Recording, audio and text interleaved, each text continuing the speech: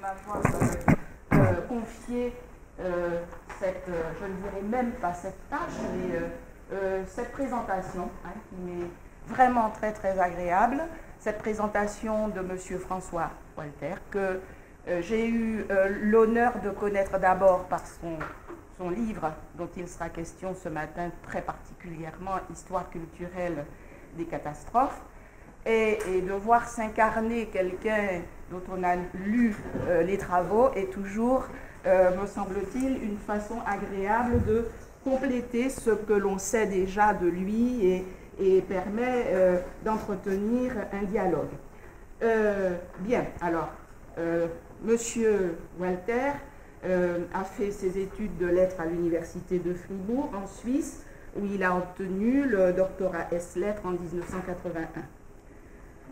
Il a été nommé professeur donc, à la faculté des lettres de l'université de Genève en 1986, où il a exercé jusqu'en 2012. Il a été directeur d'études, il connaît bien Paris, invité à l'école des hautes études en sciences sociales en 91, 99, 2006, par de nombreuses universités, dont l'université de Paris 1, Panthéon-Sorbonne, en 2008. Il est venu ici à Paris 4 cette année, convié par les germanistes, qui eux aussi s'intéressent à la question de la catastrophe, et il a été fait docteur honoris causa en 2010 par l'université de Grenoble. Ses publications sont nombreuses. Il est auteur de 16 livres et de plus de 180 articles scientifiques, éditeur et co-auteur de 10 livres collectifs. Donc les lettres l'ont conduit à l'histoire, puisque François Walter est l'un des fondateurs, avec Pierre Delvaux, des presses d'histoire suisse. Il est à ce titre l'auteur d'une histoire de la Suisse, en 5 tomes, paru aux éditions Alphil, presse universitaire suisse, de 2009 à 2010. Donc, celui que nous avons la chance d'accueillir aujourd'hui est un spécialiste des rapports entre les sociétés, les villes, leurs territoires, les paysages, et de l'histoire des risques et des catastrophes. Il a aussi abordé des historiographies nationales, comme je viens de le dire, et son travail se centre aussi sur la production des identités nationales. Donc, je ne mentionnerai ici que quelques publications clés d'un labeur qui s'étend sur environ une trentaine d'années.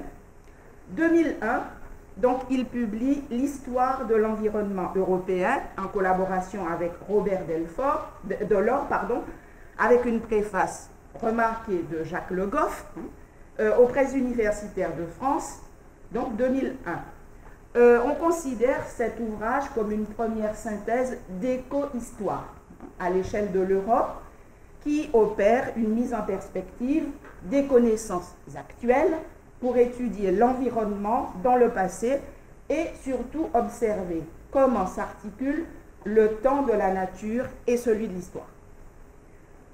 Cette première synthèse met aussi ainsi en lumière la complexité des interrelations des phénomènes naturels et humains, de l'univers stellaire au simple virus, dans une perspective diachronique qui épouse une trajectoire de l'apparition de l'homme jusqu'à aujourd'hui.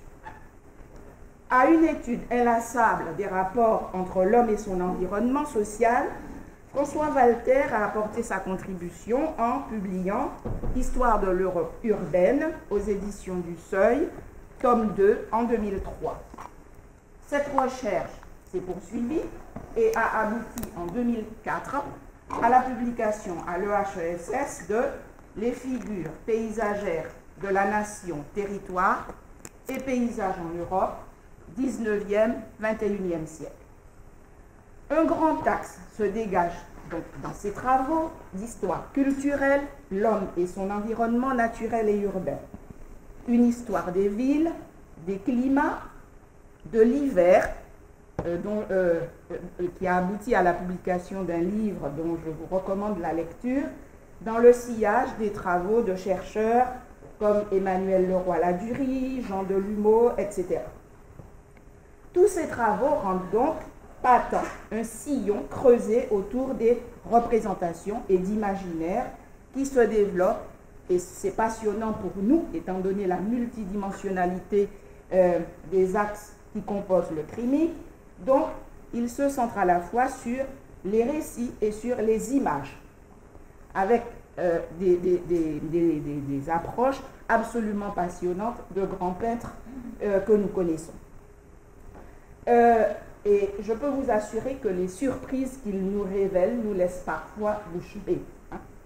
Donc nous en venons à la raison précise de cette présence parmi nous, notre objet d'étude face à la catastrophe dans les mondes contemporains ibériques et hispano-américains, objet qui a été choisi par le quinquennal, et la publication donc en 2008 au Seuil dans la collection L'Univers historique de cet ouvrage qui est une somme, Catastrophe, une histoire culturelle, 16e, 21e siècle.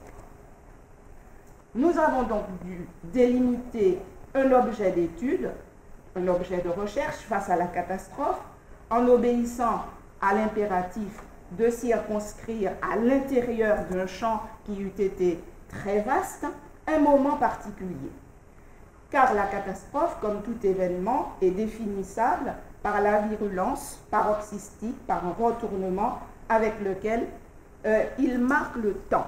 Et nous essaierons de voir dans quelle mesure les apports de notre collègue nous permettra peut-être de réfléchir à un moment particulier face à la catastrophe qui n'est pas si facile que ça à circonscrire. Donc l'angle d'attaque des travaux autour de cette thématique de la catastrophe et du risque est diachronique. Le résultat répond aux exigences multidirectionnelles qui proposent plusieurs modes interprétatifs des catastrophes. Je n'entrerai pas trop dans le détail puisque c'est l'objet de cette conférence, mais quelques grandes périodes se dessinent à l'intérieur de cette réflexion et de cette recherche avec un accent mis sur des inflexions importantes après le Moyen-Âge où l'on passe à l'époque des Lumières et où le rôle de la Providence dans les catastrophes est remis en cause, la Providence qui châtie les péchés des hommes, pour passer à une vision où l'homme devient responsable des calamités qui se déclenchent autour de lui, et il reviendra certainement sur le rôle qu'a joué le tremblement de terre de Lisbonne et Voltaire dans cette inflexion. Une partie importante de ce travail, et dont nous avons déjà parlé à plusieurs reprises, c'est quand même ce dépassement d'échelle qui se produit au XXe siècle, considéré par Habermas comme le siècle des catastrophes, avec ces deux noyaux très forts que sont la Shoah et naturellement catastrophe nucléaire provoquée par les hommes à Hiroshima, point d'incandescence, je dirais, de ce changement d'échelle dans la perception et dans le regard qui est jeté sur la catastrophe et ses représentations, avec une obsolescence de l'homme, comme dirait Anders, et la perception du risque à l'échelle planétaire, donc vient sur le devant de la scène, provoquant un changement de paradigme dont vous allez certainement nous parler, et aussi l'émergence de ce qu'on a appelé le principe de précaution. Récemment,